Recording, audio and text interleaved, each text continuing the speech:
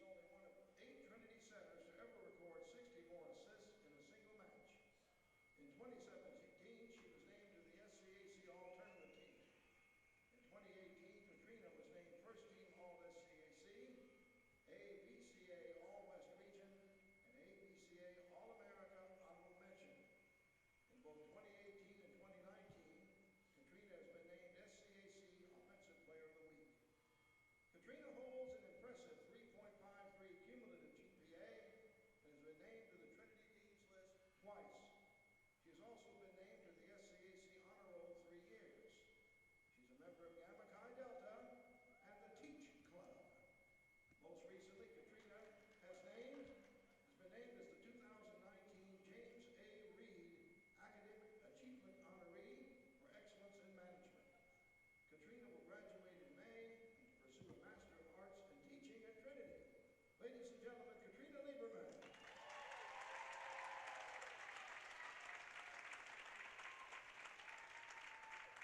And ladies and gentlemen, let's have one final applause for these two outstanding seniors, Maggie Linker and Katrina Lieberman.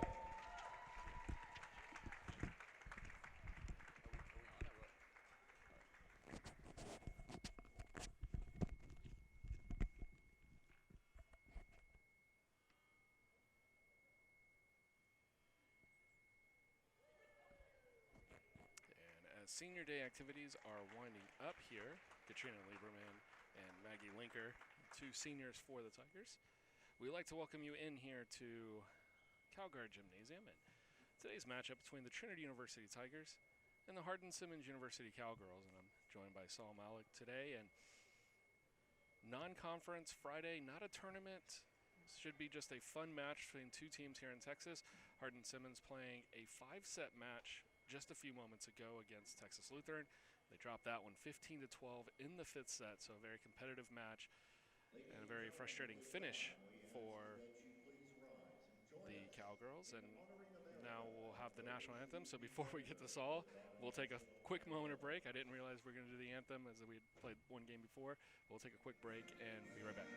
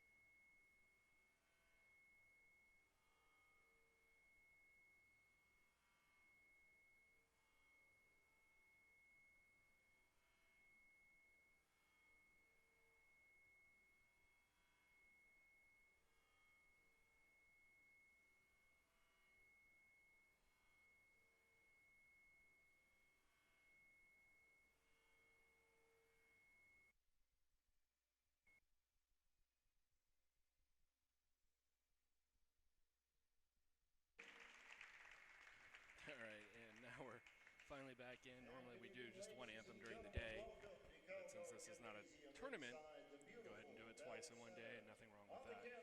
So joined by Saul Malik, and for the Tigers, coming into this game ranked number 6 in the country, and chance to potentially make it to the NCAA postseason, even with an at-large bid. And just your thoughts on Trinity Volleyball so far this year. Oh, Trinity Volleyball this year has been a real story to watch. 29-4 overall on the season. Just some outlandish numbers being posted by these ladies out here. And, you know, we saw them in a tournament just about a month ago, and they played some really good volleyball then. So hope to see more of the same tonight. Yeah, and it should be a fun, interesting match. There's a say it's not a tournament. Today, Hardin-Simmons played Texas Lutheran. They came over, and then Texas Lutheran will be going up to Belton playing Mary Hardin-Baylor tomorrow. So tomorrow comes in Schreiner and East Texas Baptist. They'll play an 11 o'clock match, and then Trinity will play East Texas Baptist after that. But for Hardin-Simmons, took a tough loss there to Texas Lutheran. So I'm interested to see how a team that's just played a 5-set match and went 12-15 in the final will come out and challenge the Tigers here, which should be a lot of fun to see how the two teams will match up. Trinity, I won't say historically has started off slow, but there have been a few matches this year where you're in that first set and you're looking at the Trinity team and you're like, this is top 10 team in the country. We look a little sluggish. So they may take a little bit of time to get going. But here on senior night, hopefully they'll be able to come in with a little bit more fire and look to try to manage their game the best that they can. Yeah, absolutely. Anytime, I've seen a lot of senior nights in my time as a Trinity student, being a senior now, I've seen quite a few being on the Tiger Network, and it's always such a, privilege to watch these students get all these accolades and, have their whole bio read off and things. So I think that can only serve them well tonight, having those celebrations beforehand. And extremely loud in here today. I don't know if they. Oh man, it was like that at the tournament when they had the music going. It seemed like we were at a rave or something rather than a volleyball tournament. So, we'll be mindful of that as we commentate this match tonight. Yeah, and to your point, senior nights, it can get a little rowdy, and crowd. When you're looking at it from the screen, remember we film from the home side, so you're missing a good chunk of the crowd. There's a pretty decent crowd here, especially they like to fill in, maybe lower your screen. You're starting to see some of it there. So hopefully we get a little bit more activity going as the match moves on. Also currently hosting a women's soccer match down on the south end of campus here. They're playing University of Dallas, and they kicked off just as we came on air here. So two games starting at 6 o'clock. And, Friday night, right after Halloween, I don't know how many kids are still on campus right now. Yeah, right. It's pretty dead around campus, looking just around today. Even, we still had noon ball because the tournament, they weren't using Webster Gymnasium, and so there weren't even very many students playing basketball on a Friday afternoon, which is a rarity around these parts. So, yeah, absolutely. And, just fantastic day. We're low 60s here in San Antonio, and fantastic atmosphere, fantastic day overall, just, being here and looking at things. So yeah, a really good day, and hopefully the crowd starts to come in. As you can see, it's starting to fill in a little bit more as we approach the starting of the match, and we're still going through lineups. So a little with the senior day activities, go from senior day, go to the anthem, and then go to the announcements. It's a little different than what we're accustomed to. Normally we do the announcements, and then we go to the starting lineups, and then we go to the anthem, and then it's time to play on. So a little out of sorts here. We'll be underway here in just a moment, and when we do, we'll get you caught up with the starting lineups. And we're going to take a short break until we are ready for live action, and we'll be right back with you here in just a moment.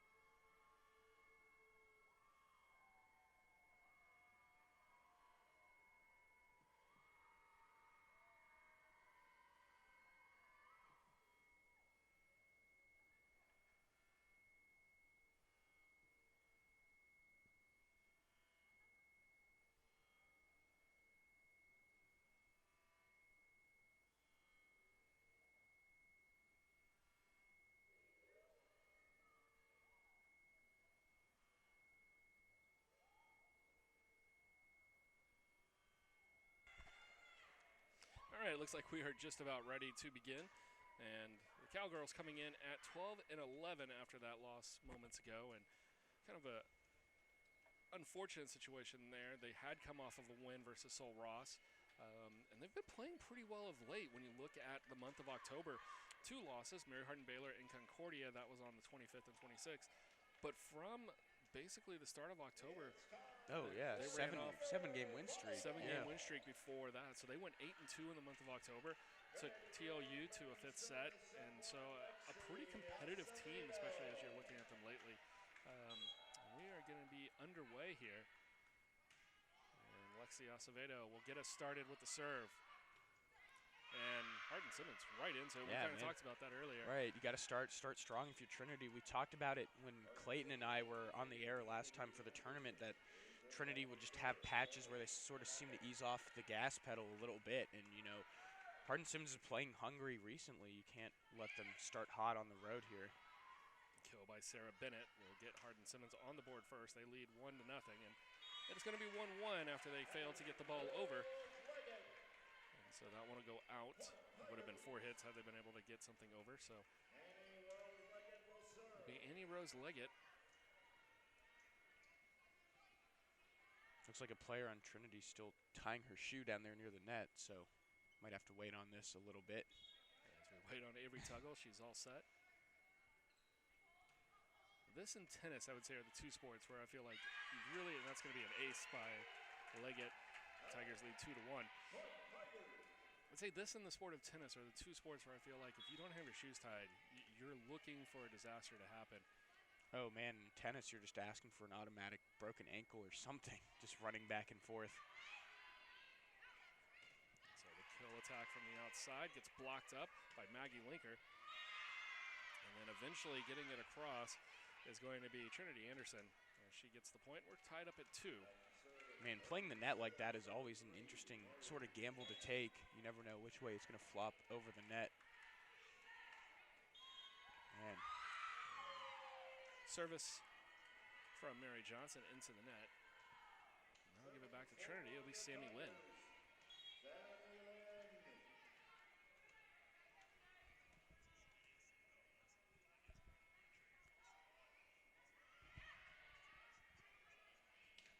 Up there, good block from the Tigers to earn that point, giving them the biggest early lead they've had yet, 4-2. You know, Trinity's always been good at getting to that net, you know, making quality blocks.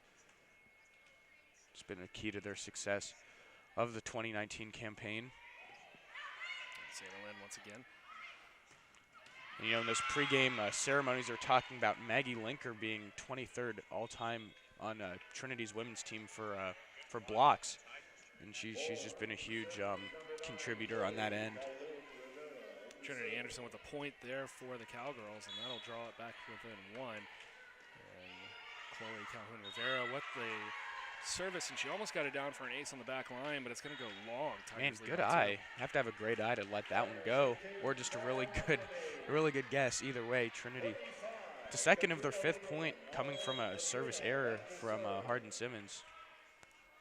And here's Katrina Lieberman, the other senior, to go along with Maggie Linker. And mentioned Linker, and she got off to a kind of a miserable start for a senior year when she, on the second play of the season, rolled her ankle, and she's back healthy again. So it's a perfect timing for the Tigers to bring in senior leadership back to the court as we get ready for, after today, we've got tomorrow's game against East Texas Baptist, and then it's basically elimination time tournament volleyball, and kill there from the Tigers. Yeah, that term, you know, senior leadership is something that's used so often. You talk about leadership, you talk about that a lot in, you know, older players in the clubhouse, that sort of thing, but it really is a real concept. You know, that sort of mentorship can go a long way to helping, you know, ease the younger players into the action. Lieberman again, and it's going to be back-to-back points for Emma Funk. She got the kill in the last one, and this one not as emphatic. She just kind of found the empty spot right there. And a fantastic year for Emma Funk. I think every game that we've called, we've just been impressed from the middle blocker. And it's Trinity Anderson. Another great block at the line. there. Emma Funk is there. Man, right on cue. Don't look now yet. Was there as well to go along with Funk. Yeah, 8-3. Early advantage for the Tigers. So they're starting to roll out just a little bit more. That one into the net. Hardin-Simmons will just roll it back over.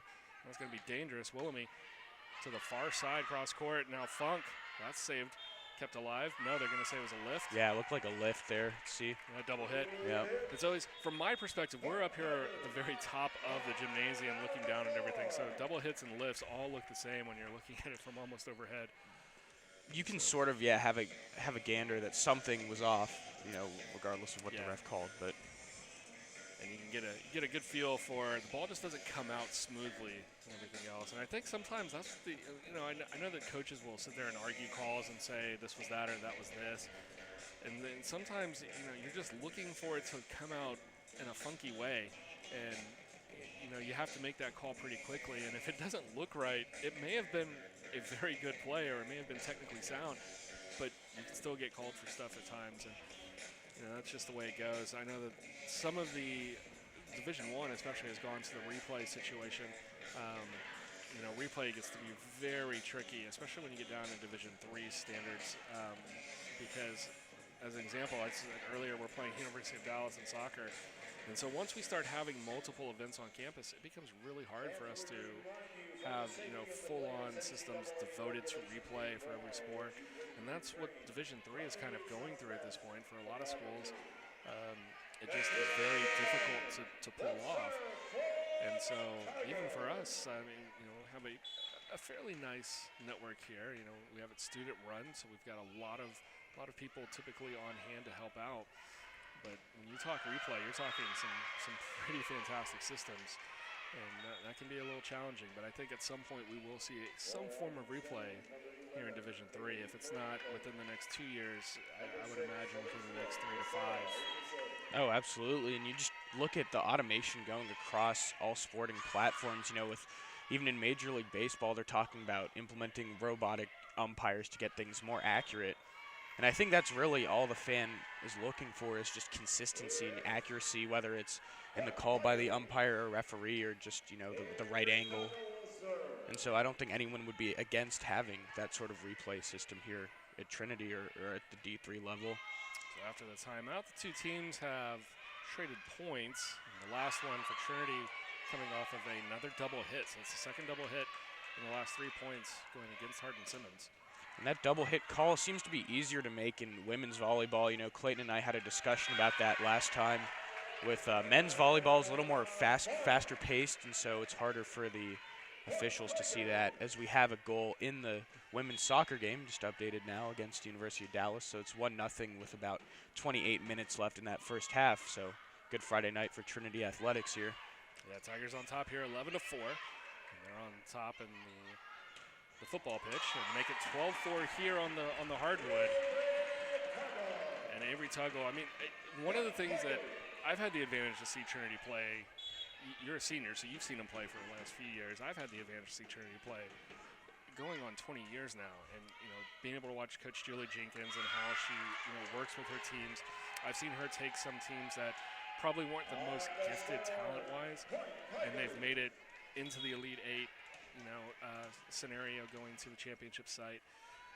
This right here is one of the best teams I've seen, I would probably say, since the early 2000s, and that's when Trinity was a perennial powerhouse, sitting in the top 3 or 4 throughout the entirety of the year, and going up against teams that were, I think the way Julie used to schedule that, they would play the top 5 teams in the country almost like twice each for some reason. It was just crazy. Like every time you turn around, you're facing another top 5 team in the country. And she's done a very good job with the schedule this year. Scheduled some very good teams. And then she's also taken advantage of having just almost a perfect storm. We've got 2 seniors who provide really good leadership, and they haven't really been able to see the floor a ton this year. As we take a timeout, Trinity up 11 here in the first set. And so you have a situation where you've got senior leadership that isn't able to really crack the lineup, which gives Trinity fans hope for the long term. And I'd say that the juniors on the team, Avery Tuggle especially, the type of player that looks like could easily, if Trinity's able to get through the first rounds of the tournament, you play 3 rounds in the first site basically one weekend, and then you go to the final site and play another 3 rounds. So it's a 2-weekend event for the NCAA postseason. And Trinity's put in a bid to host the regional site here. So if we can get through the rest of this year and then take care of business in SEAC play, which will be difficult with Colorado College, who's ranked number 8 in the country. Just defeated them 3-0. We also lost to them 3-0 earlier this year. And so you've got players who I think haven't really been on that national stage yet, that if Trinity's able to get to that final site, could really showcase themselves very nicely, because, like I said, this is one of the most talented teams I've seen. And it's like they don't really get a whole lot of mention, a whole lot of respect yet. Right. Well, you talked about how those seniors aren't really even seeing much of the lineup, and I think that's the best problem you can have as a coach. I mean, in Trinity's basketball program, that's sort of been an issue with sophomores sort of leaving because of all the good freshman talent. You know, guys don't want to, or rather, freshmen not sticking around to play because the sophomores are taking up so many of those roles. Whereas here, yeah, you know, the seniors not really being in the lineup, but sort of leading by example from the sidelines is helpful to, and it's encouraging for, you know, new players in the lineup to get that experience for those, you know, tournament games that you talk about. Yeah, and you mentioned right there, sophomore, Emma Funk, sophomore. Another point for her as she gets the kill there. Tigers up 11 once again. You know, Emily Ellis, also a sophomore. She's been a National Player of the Week already this year. And Willoughby, also a sophomore, outside hitter. She comes from Colorado by way of Denver East High School. You know, and the sophomore class, I think, is just unbelievable in what they've done individually. But I think also they've come in with a high level of leadership themselves, being able to play that way and kind of go forward from there. You know, you've got the junior class led by Avery Tuggle and Annie Rose Leggett. Sammy Lynn, also a junior. And so, you know, that's the core of your team right there, and you've got such a strong group. And it's been a joy to watch this year. It's just only unfortunate that they haven't been able to play most of their games at home. It's, you know, volleyball, you're usually gone, and you play 4 games every week somewhere on the weekends, and rarely are you home. Right, that's why it's great when we get these tournaments here on campus, get to see teams from other states come into town and see what they're made of. You know, we saw a good game from Trinity against, I think they were number 11, Ohio Northern, and Trinity put a good beating on them. And so, you know, really showing what this team's capable of, not just with schools, you know, within the conference and in Texas, but from all across the nation. Acevedo with the service. She's going to play it short, right up to the top. And that one just, it's hard to defend that if the ball goes up and over the net and you've only got one person coming forward, the odds of you being able to get that block are going to be very low. Annie Rose Leggett taking advantage of that and then just playing it off to one side or the other. That one, and they're going to say, ooh. I guess it got tipped. It got tipped. They're going to say it went off of Mary Johnson. No argument there, so I guess. Yeah, she didn't turn around, and so right there. I didn't see the ball change much from this vantage point. Acevedo's going to play that short. Interesting the way she's switching up those serves there. She likes to seem to go back to that short serve a lot. Yeah, Kaylee Currington with a nice kill there for Hardin-Simmons, and she'll have a seat. So they shift it up. It's going to be Carly Napick. Napick with the serve. Nice line drive. Yeah, man, that was booming. That came in hot. And there's going to be a long return from Tuggle. You know, a little bit more back and forth. Unfortunately for Hardin-Simmons, Trinity's basically so close to that in set 25 points that they can't really afford to trade back and forth at this point. But it's something that they could definitely use as they get momentum into that second set. The way Clayton liked to talk about it, and he's a guy who's played volleyball for quite some time, is to look at it as games of 5. That's what his coach told him. So say you're down 20-9, then you need 11 points. It's 2 whole mini games of 5 that you're trying to race to get back to that point. I guess it's sort of a technique coaches would use to make the game look more manageable and sort of slow it down for a team that might be panicking. Yeah, it wouldn't be so daunting as Trinity Anderson takes the Hardin-Simmons leading 3rd kill of the set so far, and she's looking for 4. Won't happen there. Tuggle digs it out. Far side, Leggett. She's going to play it short. That was nicely returned up front. That was Lewis returning it back immediately. Anderson, and unfortunate for Trinity Anderson, when she just touched it, it just went way longer than she originally wanted to have on that first touch. So Trinity up 21-9. It's going to be Leggett back to serve once again. Yeah, Trinity still has a chance here to keep Hardin-Simmons in single digits for the first half.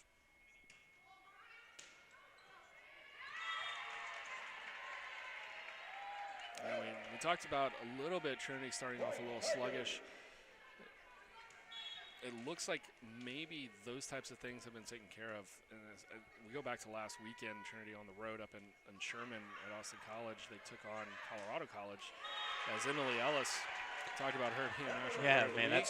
that serve really set that up, though. That was great. Yeah. You can see why. When you've got Ellis and Funk in the middle, just the sophomores, teams are going to have to deal with Trinity's middle for the next 2 years, and I don't think anybody's quite looking forward to that.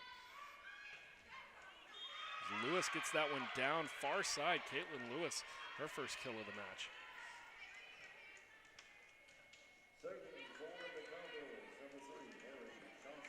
Yeah, Trinity only needing these 2 points to advance on with the 1-0 set lead. Acevedo, now Linker trying to get a point. Nice save there from Anderson. Tries to kill that one down, and it's blocked. It's Ellis and Linker. Acevedo will serve up. Linker's going to play it short and into the empty space. Man, a whole lot of real estate there for Linker to go to work, and she took advantage of it perfectly. It's what teams practice doing, but I've seen Trinity do that so well this year. And they've done it against some very good competition. And I think just once you start getting a feel for that, it's real. I mean, you've got really good outside hitters, but once you just start playing it soft into the empty space, it's going to be so hard to beat the team. It's going to be blocked at the net right there. You saw that one go long, but the point to Hardin-Simmons. Just to Julie Jenkins' credit as coach of this Trinity team, seems like their spacing is always pretty understood. There's not a whole lot of confusion on some of these balls into the middle, which we see from other teams at times. You know, everyone seems to know their position. A really nice return from Hardin-Simmons there, as they're going to keep this one going, looking for another point here. Trinity looking to close out the first set. Linker's going to go long. Wow. They've cut it back. That's 12 points. And it's like you said, a game of 5. You know, right now we're at 3-3. So instead of saying first sets double up, now you're looking at it, the last 10 points or so have all kind of gone back and forth. Right, exactly. Tygo gets that one off the fingertips, and then it'll go wide. But point to Trinity. They will take that first set, 25-15. We'll have 3 minutes in between sets 1 and 2. We're going to take a short break and join them with a break, and we'll be right back when live action returns. You're watching the Tiger Network here from Trinity University.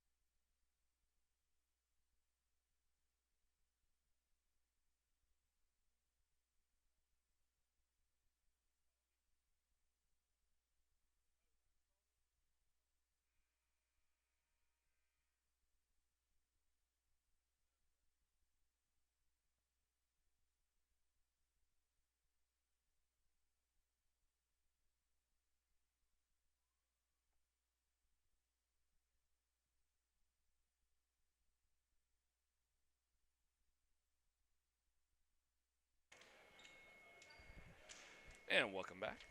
Second set just about ready to begin. For the Tigers, it'll be Liggett, Linker, Ellis, and looks like Tuggle. Nadia Kern will take over the libero duties for this one, and she'll touch it first. Yeah, good commanding first set there. 25-12 in favor of Trinity. And they lost the first point in the first set too, so maybe this will be a good omen for things to come here in the second set. And Marisa Amarino also in for Trinity to start for Hardin-Simmons. Trinity outside from Emily Ellis. We got Sarah Bennett, Carly Napick, and looks like Caitlin Lewis. Mary Johnson's still in there as the libero. That one's going to be long. Also joined by Alicia Becerra. I think I got everything. Trinity Anderson coming back in. She was very dominant on the outside early on. Yeah, she had a few good kills there in the first set. Epic serve dug out by Kern. And that's going to be a kill for Linker. Wow, that was perfect placement right there down the near line, closest to us here. We talked about Funk earlier. She had 4 points to lead all players with kills. Nicely done. Wow, that was sort of a defensive swing there from Trinity Anderson, but able to keep the point alive temporarily. Yeah, she took that one from Ashley Pierce, who was able to get underneath it.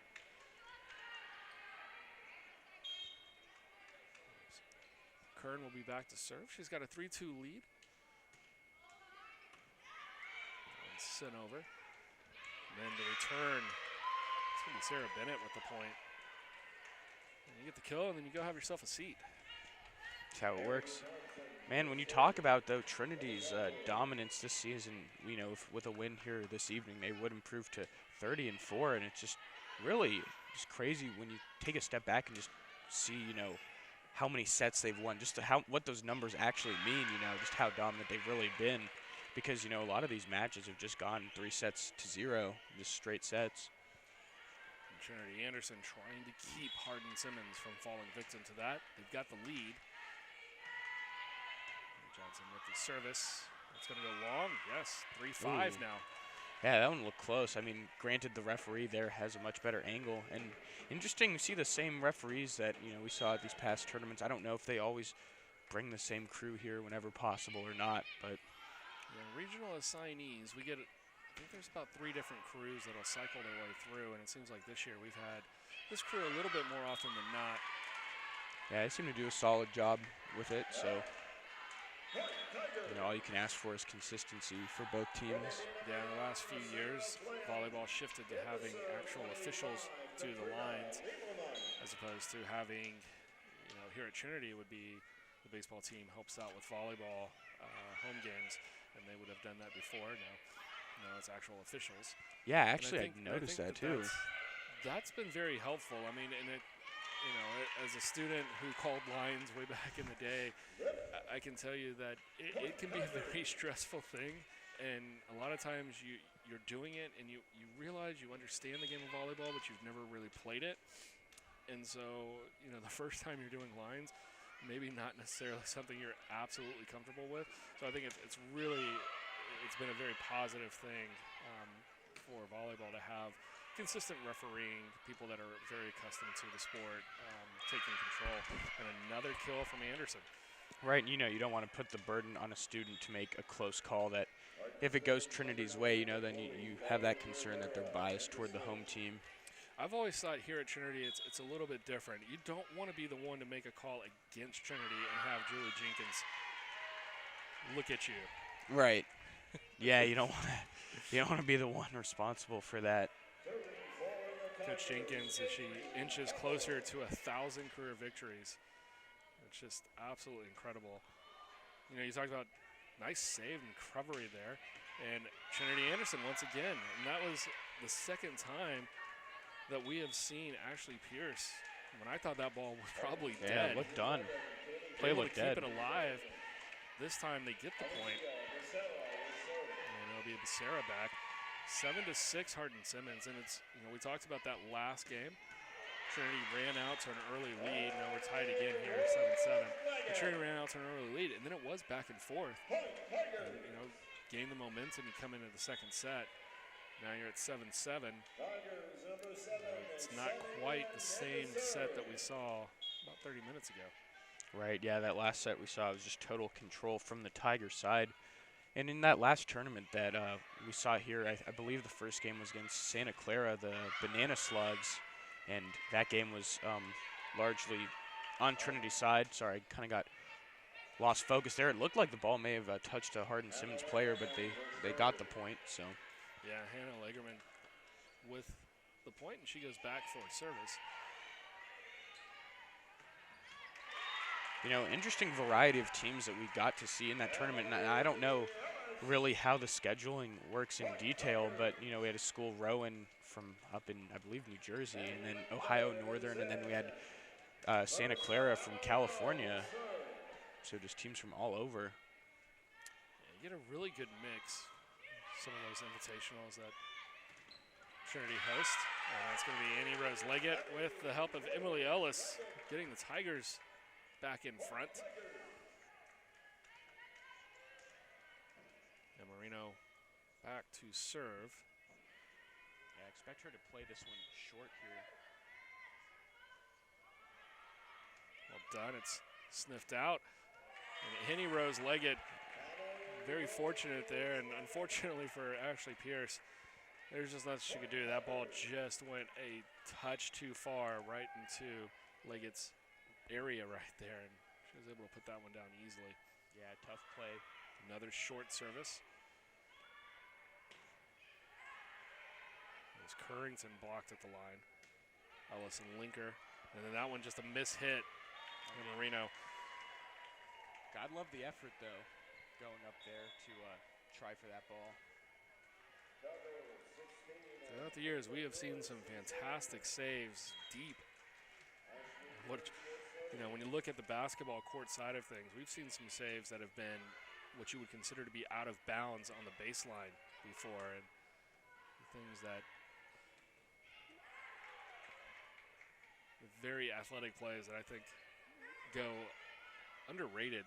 Oh, yeah, for sure. There's some that you see, players diving after near the sidelines, near the benches, and, balls deflecting off the raised basketball goals. And all that stuff is still in play. Yeah, when they get up off the, can't see them from the angle that you've got on your screen right now as we're 10-10. And it'll be Pierce to serve. But there are 6 basketball goals that are anchored at the ceiling and they raise up. And that one's long, Hardin-Simmons with the lead. And they are well raised, but they are still well within play. Oh, yeah. And you can score a basket potentially if you hit it at the right angle and high enough. And then you've also got a couple of speakers that are up there. As Trinity, I wouldn't be surprised to see if we get a timeout here in just a moment. As Hardin-Simmons now 2-point lead, and that's 3 in a row for the Cowgirls. Pierce back once again.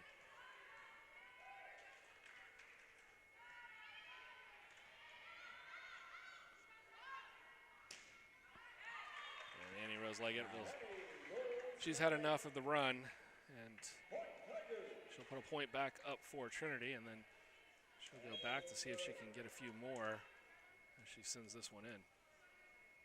Yeah, good thing about Trinity is that ability to keep the service in play. Pierce will set Currington and double hit.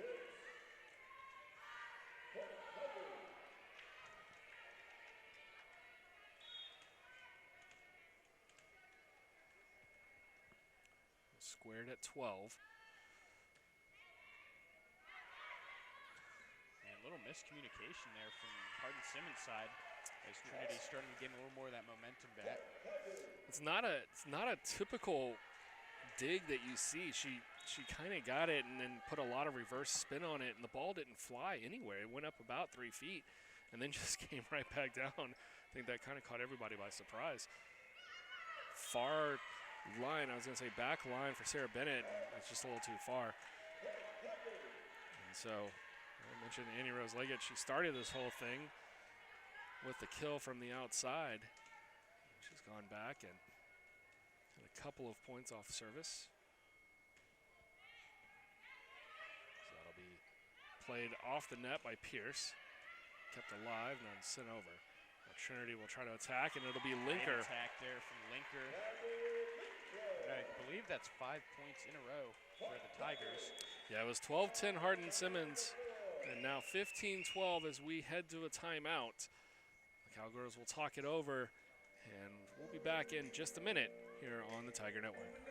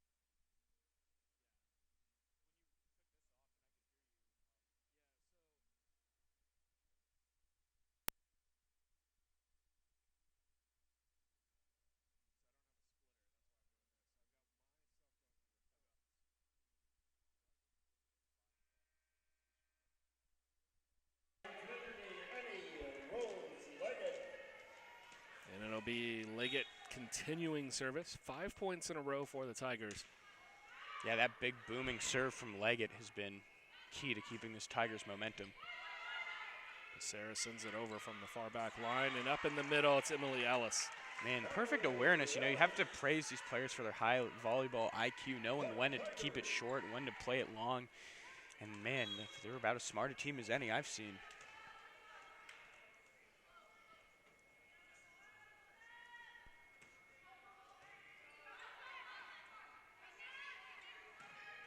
Johnson's going to send it back, and that's long. So now 7 in a row. Yeah, Talked about Emily Ellis earlier, and the one name we haven't mentioned a whole lot in the second set is Emma Funk. And Funk, who was so dominant in the first set, it's not fair to other teams at times when you've got a very, very skilled player who gets replaced by another very, very skilled player. And I like the idea there coming in from Caitlin Lewis. I think she was going to try to curve it just on the other side of that line and send it cross court. And she ended up hitting it into her own net. That's now eight in a row run off by Trinity. Yeah, the depth of this team is really impressive, and that's the beauty of having such a deep roster. So you can make substitutions and still feel confident. As another point goes Trinity's way, I was unsure about that one. It looked like it went out. Not sure if it was deflected or not. Yeah, it looked like it just caught the line. And so, yeah, it's 9 in a row now. Trinity trying to get 10 in a row here on the serve from Annie Rose Leggett. Dug out by Johnson, and Becerra will send it across. That one's tipped at the line. No, it hit the net. I'm sorry. I thought he got blocked at the line the way it redirected, but it hit the top of the tape. And well, 5 more in a row since the last time out. We'll take another. Trinity needs 5 more to close out the second set. They're already leading 1-0. We'll be back in just a moment.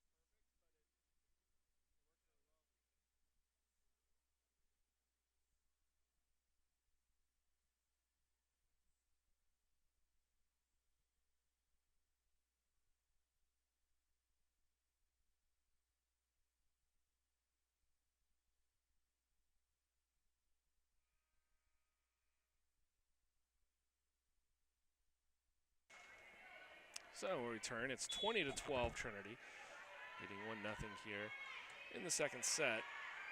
They've run off 10 points in a row. Liggett saves that one. Amarino over to Tuggle. And it's going to be just out of the reach. It's impressive 11-0 run, man. They could carry out to win the set. Just 4 more here, it would be a 15-0 run. We'll have to wait and see for those points, but the way they're playing now does not look out of the realm of possibility. There goes a run, and a nice job from Hardin-Simmons staying with that one, as they will be back on the board.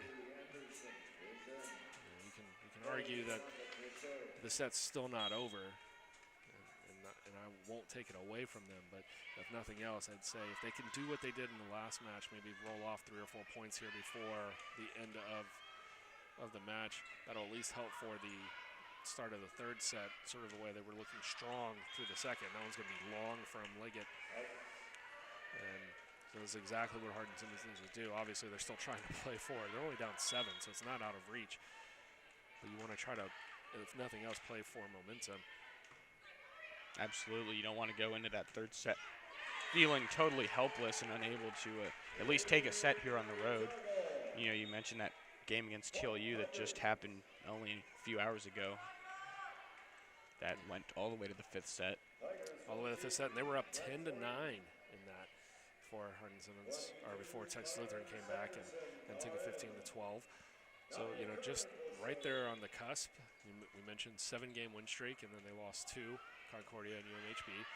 And then 8-2 in the month of October, so they're 8-3 since basically the middle beefy part of the season kicked in. That will not be safe. So exactly what Hardin-Simmons needed to do. They've got 3 of the last 4 points. Still 7-point match. So if they can roll off a few, they've got a chance here. They've got to get roughly 4 points for every Trinity point that comes around. So it's not an easy task. And having errors that you commit yourself aren't going to help. Yeah, that serve was just well short. That was not even very close to getting over. I'd say if they can get it to about 23-19, you know, that would be a success here. You get 4 points in a row, as you said, 4 for every 1. There's that one Trinity point that just happened. And that'll be our first one there as Lieberman returns the favor. That one into the net. And then checking in will be Rivera.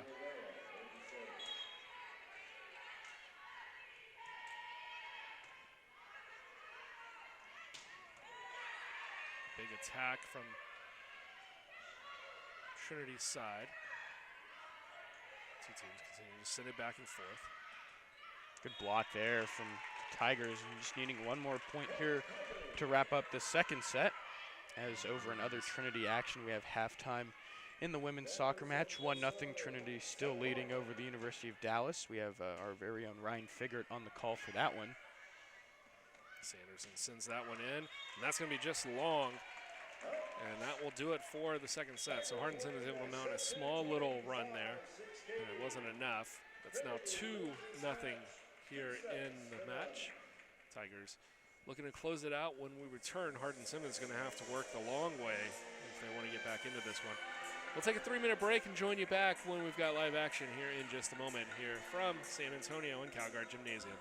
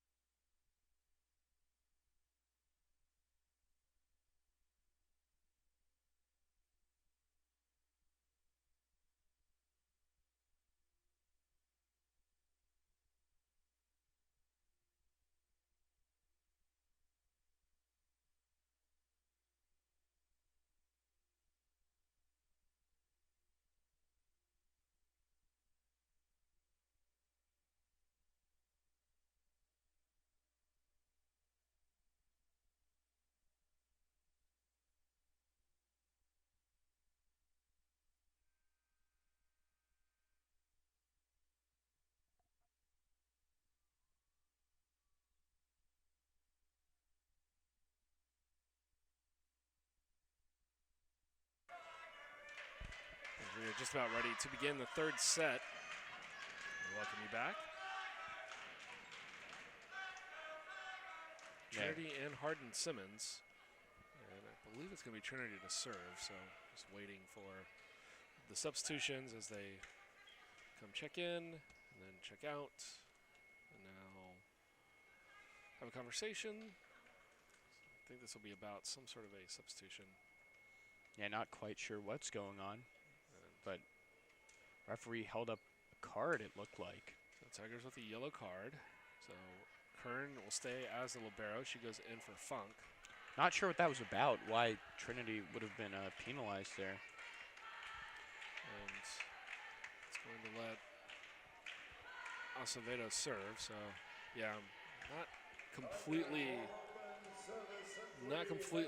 in line with all of the intricacies of the rules. So, yeah, not sure what the yellow card even is, just a warning or what is going to happen from that. And Leggett will get it started with a kill from the outside. And that's how we began the third set. Yeah, this is the first of the 3 sets in which Trinity has actually scored first. So we'll see if they'll be able to keep that going here.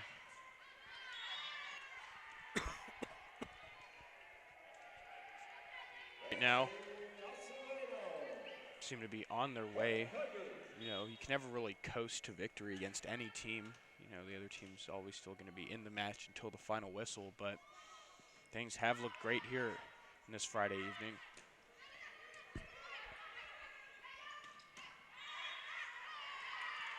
Wow, what a kill there from yeah, Ellis sent that one Ellis down, and they're going to get Hardin-Simmons for being in the net. Acevedo back to serve. Trinity leads 3-0.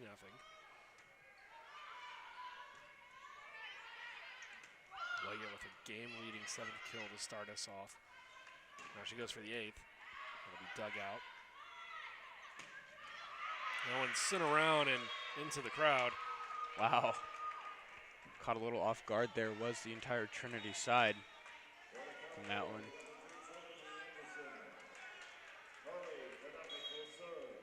Landed right there in the stands, right near our very own Clayton Butler, sitting right there. Would have liked to have seen him make a play on that ball with all his volleyball expertise, but Anderson, she went up softly and then tried to power it over, and Trinity was able to get the block. I think that was Linker and Ellis. Maybe more on Linker's side. And so it leads to a 4-1 lead. The last point for Hardin-Simmons was by Carly Napick. Oh, what an ace. That was nice. And you just love the way these Tigers are playing, you know, very loose. Everyone seems happy to be out there. And even, you know, I've noticed when points are lost, everyone still seems to be on the right page in communication with each other. Third ace of the match for Leggett. Far side, that's probably not going to be returned. A great effort. Good effort, yeah.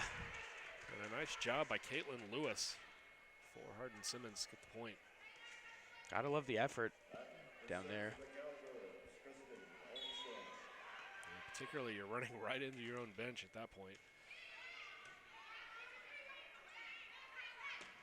Linker. Wow, what a block. As Kristen Armstrong had come in for the service. Show will depart for Mary Johnson. Back to serve, Nadia Kern. It'll be Kern. As mentioned, she stays the libero for this one. She and Sammy Lynn will switch off throughout the day. I could get Sammy Lynn a little bit of rest. That one just wide. 6-3 Tigers. It'll be Hardin-Simmons to serve.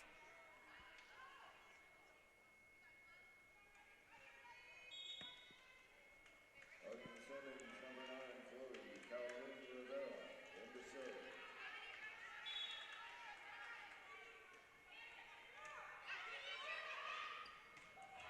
Wow, It's too much for Mary Johnson to handle there on the back line.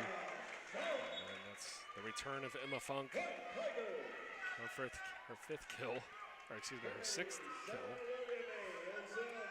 Wow, if you go back and look at the schedule for Trinity, just a whole lot of green on that list there. The last loss, as you mentioned, against Colorado College, October 5th, so almost a full calendar month ago. Yeah, had a weekend up in Dallas, University of Texas Dallas, and played into the net. So we have net violation on. I'm trying to see, they said it was on Linker. It must have meant Funk. Maybe there was a 2 up there, 2 and a 0 instead of a 1 and a 0. Yeah, not sure what that call was about, but, you know, looking at the schedule, too, hasn't been a single Tiger win that's even gone to 3-2 since September 21st against TLU. And just really a whole few months of just absolute dominance. Yeah, I was saying that they had that. It was a nice job there from Napick. They'll make it 8-5. Up in Dallas, they dropped 2 games. Oh, right, back-to-back here in the beginning of September against that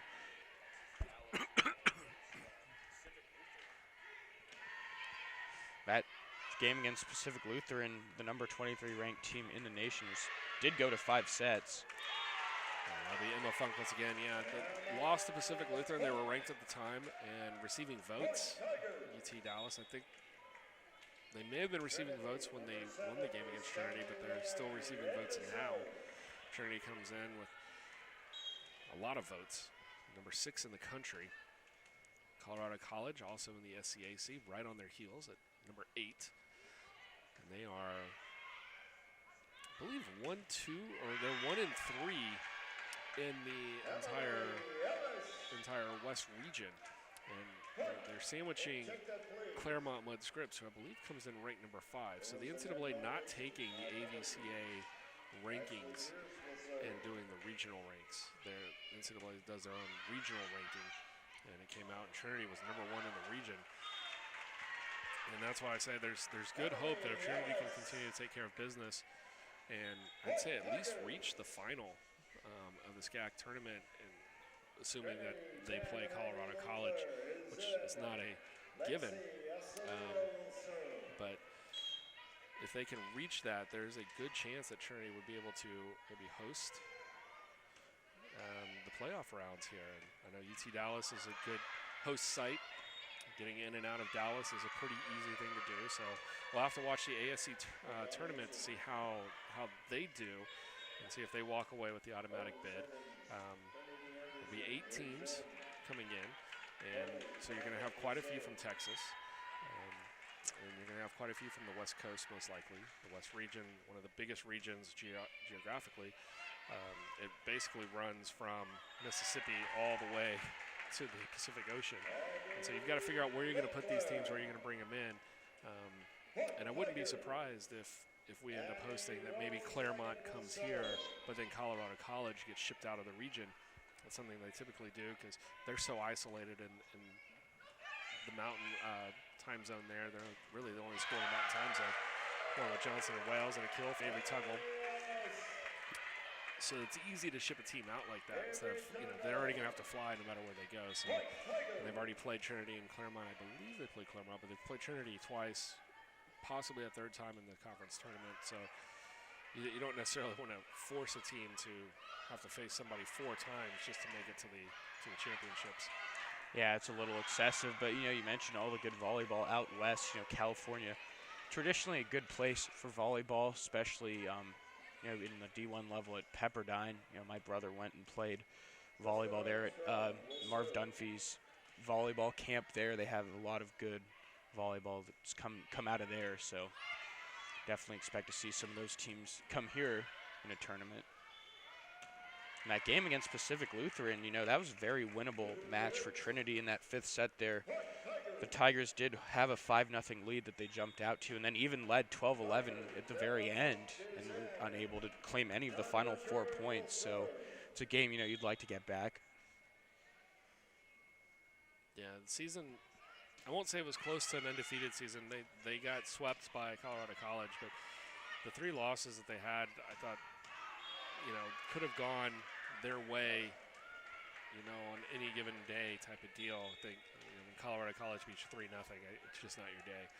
But the other ones, you've got to look at it as a situation where you've got, you got to make the most of your opportunities.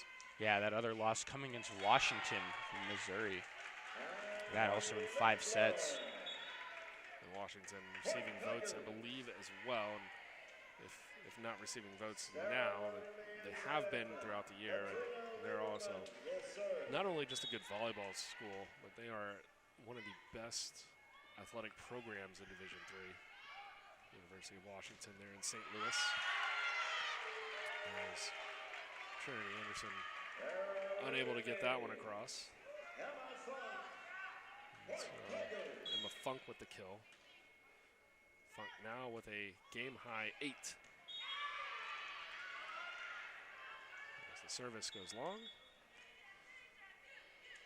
Tomorrow, 2 o'clock? I believe it's 2 o'clock. East Texas Baptist and Schreiner will be in here taking on East Texas Baptist early on in the day. So it'll be another situation where the team that Trinity plays will have just played. Sort of the advantage you get when you invite somebody in. Yeah, right. You can play them another team to tired. Come in and play them as well. So Hardin-Simmons driving down from Abilene, that's not necessarily an easy drive. That's a good 5-hour drive, 6-hour drive on the bus or the vans. And you don't want to just make that drive for one match if you can avoid it. So Texas Lutheran came over earlier today. And the advantage of being the host means that you can play. And they already marked it down, and it looked like Trinity might have been able to get the hand underneath, but no complaints. And I think when you're up 2-0 and it's 16-11, I think you roll with the calls. So well done, good sportsmanship, even if they felt like they may have had that one underneath. And the service into the net from Lingerman. Substitutions, it'll be Johnson back in, and then Samuel Lynn and Emily Ellis in for Trinity. Women's soccer game now at 2-0 is the second half just back underway there. Going on right next to us there at Paul McGinley Field, and then the men's game go down at about 8 o'clock, given, whatever time the other one concludes. A nice kill there from Hardin-Simmons. Mappick once again. Mappick with 5 kills. She's trailing her teammate Trinity Anderson for a team lead. But her hitting percentage is fantastic. She's hitting .455 today. Away here from Hardin-Simmons, trailing only by 5 here. Make it 6 in the third set.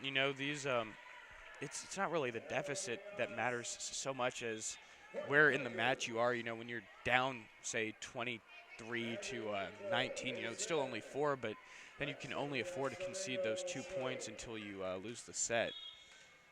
You're at a stage here down 18 to 12 where, Trinity only needs 7 more to wrap this up.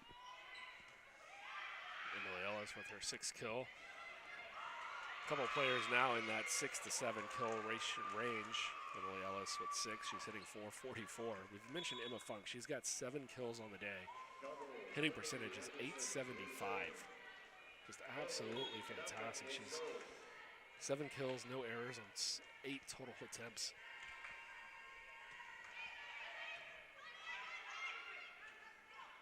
And Ellis trying to go for more. That was...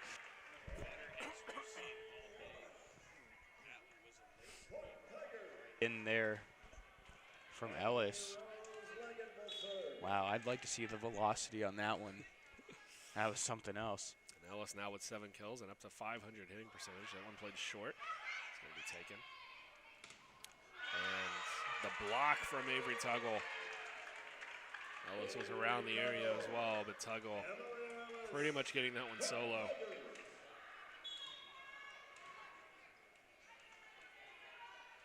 They get back to serve. Has a game-high 3 aces so far. Won't get 4 here. Set up, and that one blocked. And then played to the far side. Perfect. Avery Tuggle taking advantage. It looks like the route is on here on the hardwood, and also over on the soccer pitch. Trinity up on Dallas 3-0 there. And they've got a 21-13 lead here. And so far, I don't want to say this is kind of what I expected, but I mean, Hardin-Simmons playing a 5-setter earlier, that's going to tire you down. You got to play immediately right after that. So there was a 45-minute turnaround time for Hardin-Simmons, come back, and then have to face number 6 team in the country. I think I've seen Hardin-Simmons rise up to the occasion at times. I think what you're seeing here, though, is you're facing, one of the teams that might be expected to be at the final site this year in the Tigers, and so just so much to overcome here. But we've seen some really good talent from Hardin-Simmons. It's just not going to come through today. And yeah, that whole trip, you mentioned the travel coming in here, already having a match. It's really the cards stacked against them tonight. And this will conclude their regular season. I'm trying to find out how the ASC is doing their postseason. Typically take quite a few teams. The ASC, a very large conference. I think at one point it was the largest conference in Division III, and I don't know if it still holds that distinction. But now Hardin-Simmons third in their conference in the West Division, so I think they take 8 to the postseason. So if that's the case, then we wish them well the rest of the way. It's going to be another kill there for Maggie Linker.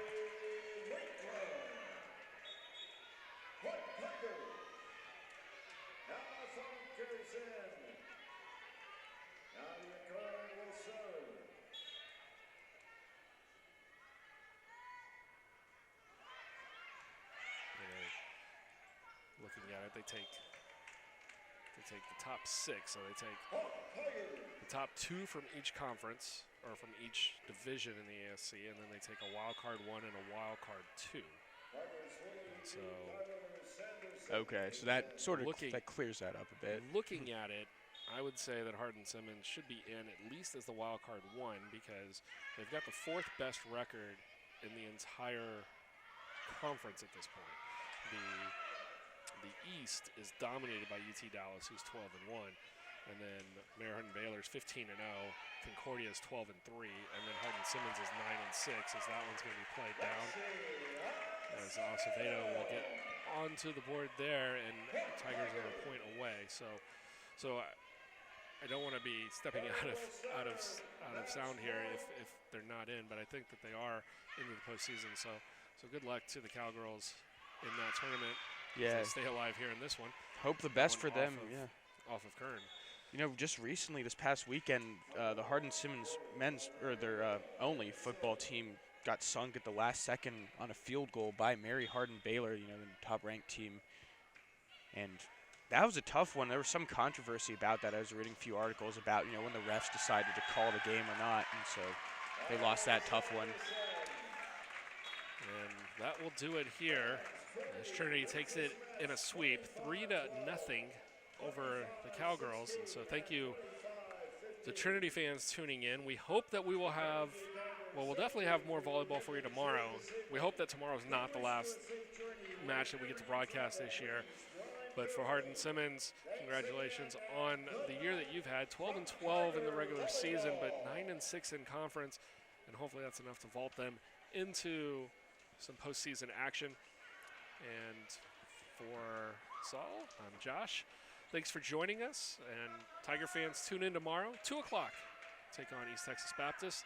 We'll have it for you at 11 against Schreiner if you want to catch some NCAA volleyball action. But Trinity on the court, 2 o'clock start time. And thanks, and have a great night.